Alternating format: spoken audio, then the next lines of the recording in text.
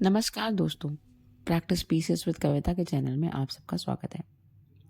सबसे पहले बात करते हैं आरओ एग्ज़ाम की डेट जो कि आ चुकी है और यूट्यूब के माध्यम से या नोटिफिकेशन के माध्यम से आप सबको पता भी चल गया होगा। The date is 27th July. Nearly we have April month, May month, June month, 3 month और 4 मंथ। ठीक है, क्योंकि 27th जुलाई है तो थोड़ा इधर मार्च के दिन रख लेते हैं। हमारे पास 4 महीने का मोटा मोटा टाइम है।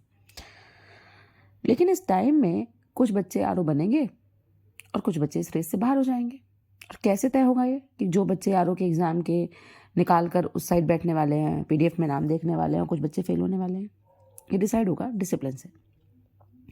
अब आप कहोगे डिसिप्लिन से कैसे, पढ़ाई से कैसे नहीं, किसी भी चीज़ से कैसे नहीं? आपको पता है हम पढ़ते हैं, बहुत बहुत साल तक पढ़ते हैं कभी कभी, और एक एग्ज़ाम क्रैक करने के लिए ना जो डिसिप्लिन चाहिए, जो कंसिस्टेंसी चाहिए, वो हम में नहीं होती, जिस वजह से हमारा पेपर नहीं निकलता।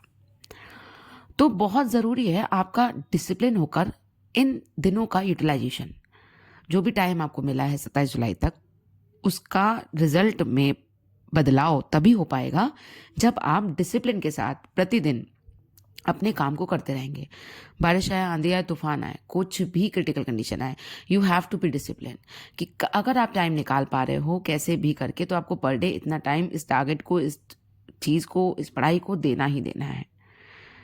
अगर आपने थोड़ा सा भी इसमें रिलीफ लिया या थोड़ा सा भी कि नहीं कोई बात नहीं चलता है, आज पढ़ लिया, कल नहीं पढ़ा, परसों पढ़ लिया, तो इसका बैकलॉग आपको देखने को मिलेगा।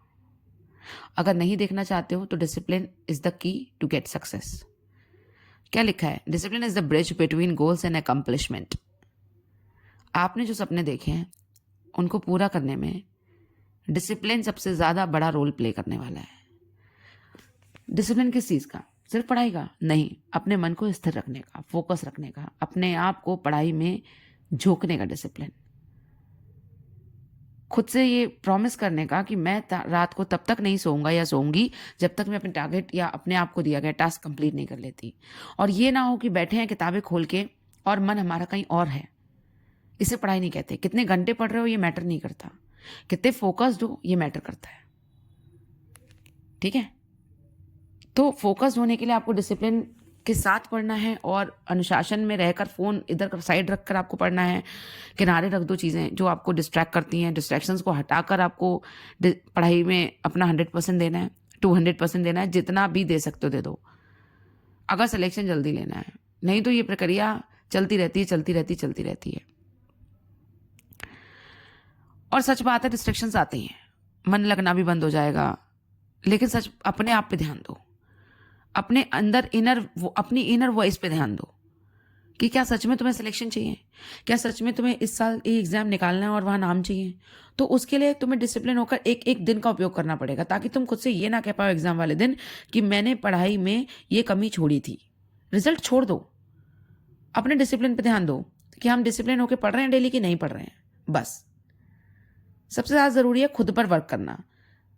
हर चीज़ को रिएक्ट मत करते रहो, हर सिचुएशन पे रिएक्ट मत करो, हर इंसान को रिएक्ट मत करो, हर उस चीज़ को अपना समय मत दो जहाँ समय ज़ाया हो रहा है। समय देना है तो सिर्फ इस टारगेट को दो जिसको तुम्हें सच में 3-4 महीने में कंप्लीट करना है। Cut your time and value your time. अपने समय की महत्वता को समझो थोड़ा सा, कि वो उससे ज़्यादा वैल्यूएबल कोई चीज़ नहीं है, मनी भी नहीं है उससे ज़्यादा वैल्यूएबल। विद्यार्थी जीवन का सबसे ज़्यादा महत्वपूर्ण कोई चीज़ विद्यार्थी जीवन में होती है तो वो है समय। समय को सदुपयोग करके किसी भी तरीके से डिसिप्लिन वे में अपनी पढ़ाई को आगे बढ़ाओ और सफलता तुम्हारे कदम चूमेगी, आज नहीं तो कल होगा ज़रूरी है। ऐसे ही होता है। सिर्फ एक सफल विद्यार्थी और असफल विद्यार्थी के बीच में यही डिफरेंसेस होते हैं कि वो डिसिप्लिन नहीं होता, वो कंसिस्टेंट नहीं होता, वो फोकस्ड नहीं होता। तो choice is yours, whether you wanted to be focused, be disciplined, be consistent, और you wanted to be on the other side. PDF में नाम भी इसी तरह से होगा, नहीं तो अदर साइड दिखाई दोगे। Choice is yours, all yours. Make your choices, take your decision. Good bye.